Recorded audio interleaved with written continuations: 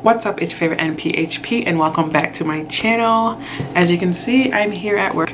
I know it's been a long time. It's been about 3 months since I uploaded a video, but I've been so busy. Your girl's been busy with work, just with life, and now I have some time. 1:40 in the morning, it's May 19th, and there's downtime, so our computer system went down. It's gonna be down until 3:30. So yes, I've been so busy with work. They increased our cap, which means so the total amount of patients we could get on our service, it was 184. They went up to 197.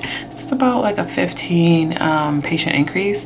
But the thing is, we do majority of our admissions on the night shift, so that's an additional 15 patients we can take throughout the night on top of what we were already doing. You know what I mean?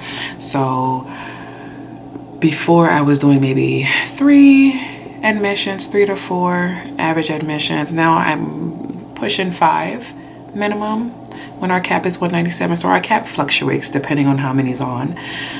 If there's 4 of us, if there's 5 of us, our cap will be 184. If it's 6 of us, our cap will be 197. So it fluctuates depending, but it's been so busy at work. So another thing I've been doing is your girl's a personal trainer. Your girl's a certified personal trainer. Yes, I went ahead and became one, thanks to my best friend Monique, who was always in my ear about it for the last year and a half, and I always put her down, said no, I'm not where I want to be fit, and so I don't want to, train other people. But she finally convinced me. Like when January came around, I was like, you know what, I'm gonna do it. Everybody had their New Year's resolution, and I'm just like, what am I gonna do? I'm like, how about just do it? I took the NASM, the National Academy of Sports Medicine course. It's like a self-taught course. You have a book.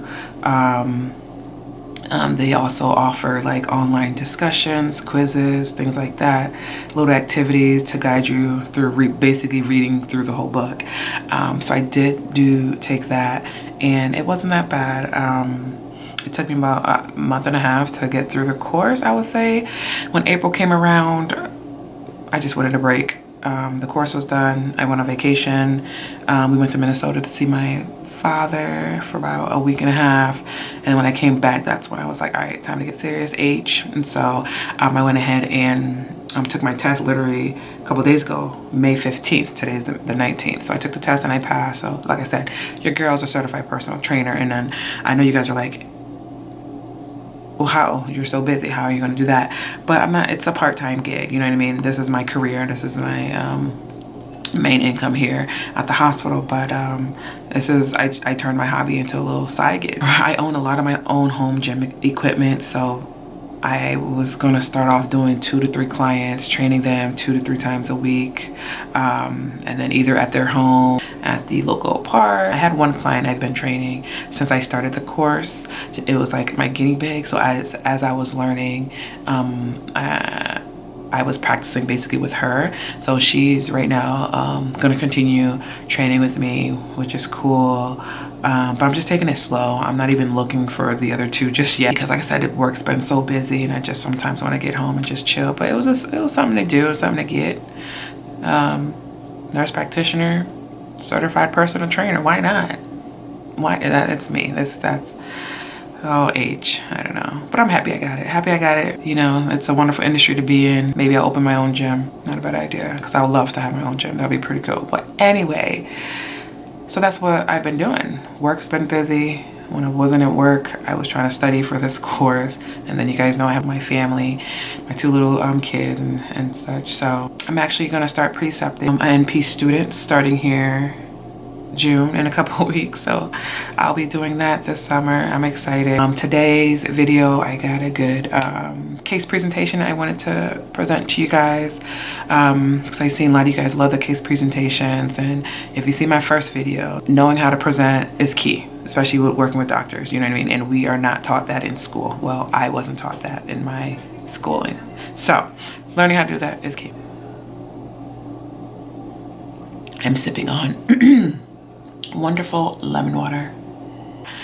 So I guess I could go ahead before this pager goes off and present to you guys. So this will be case presentation number 2, and I'll just keep it going. several get at least a case presentation done monthly. Let me not even promise, but I will try my best. So today we have Mr. Wright. He is a 48-year-old male. History of end-stage renal disease, hemodialysis Monday, Wednesday, Friday, hypertension, hyperlipidemia, and anemia. Presents with hypertension and a headache. Patient reports he was at dialysis. His blood pressure was 190s over 80s, and he was complaining of a 10 out of 10 headache. He did not finish his dialysis session. Patient report his blood pressure have been running high. His PCP recently increased his hydralazine to 100 milligrams TID about a week ago. He reports taking his hydralazine and his Norvasc this morning. He did not take his nifedipine. On arrival to the ED here, his BP was 180 over 80. He did receive a dose of his hydralazine and his nifedipine, as well as Tylenol, with improvements in his BP of 160. He denies chest pain, shortness of breath, no blurry vision, no recent fevers, nausea, or vomiting. Exam-wise, it is normal. He does have a right AV fistula, positive brewery and thrills. Labs are unremarkable. So we have Mr. Wright here, 48-year-old male, a history of end-stage renal disease, hypertension, hyperlipidemia, and anemia, who presents with hypertension. Number one problem, hypertension emergency, BP improved with home medications. Continue home, Norvasc daily, hydralazine 3 times a day, nifedipine, BID. We'll add hydralazine PRN for systolic BPs greater than 180. Headache secondary to hypertension. We need tight BP control, Tylenol PRN. End-stage renal disease, hemodialysis Monday, Wednesday, Friday via right AV fistula. Completed half a session today. We'll consult nephrology to assist with hemodialysis. Continue home nephrocaps. Renal diet 1.5 fluid renal restriction.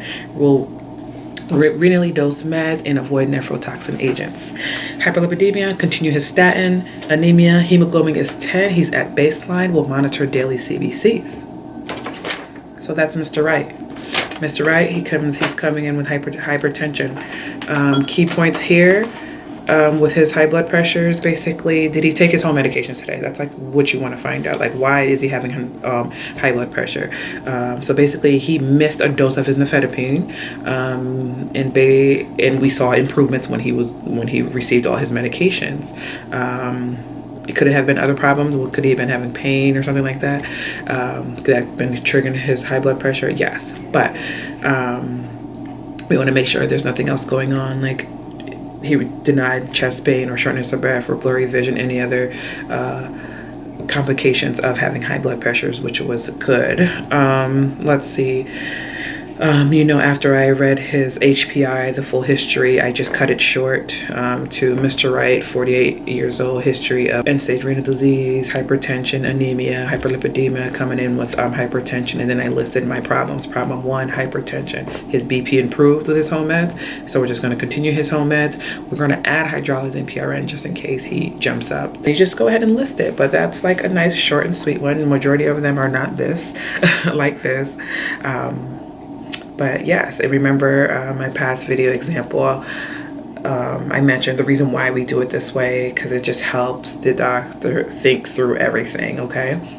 He's come in when he has a history of end-stage renal disease. He has high blood pressure. He states his blood pressure's been running high. They just increased his hydralazine, but he did not take all his medications today, right? So that is the reason why, because his BP improved with his home medications. So that's a nice short and sweet case presentation. And it's so crazy, when I was writing this out, I almost forgot how to really present, because I really don't present all of that anymore. The doctors that I work with are very comfortable with me, and I'm doing a lot better with my, H&Ps, and I really don't have to go through stating all that anymore. Like, especially like, let me see. So basically, the only thing I gotta state to them is their active problem, like the hypertension. All the other chronic disease, I don't really have to go through them anymore, but like I said, I'm going on 3 years now, and it took me a long time to get to this point, but yes, that's crazy, because I haven't really went through a full one in a long time. Nowadays, we keep it short and sweet. Anyway, I hope you guys enjoyed this video. If you did, please give it a thumbs up. And if you are not subscribed, don't forget to subscribe so you never miss another video with your favorite NP.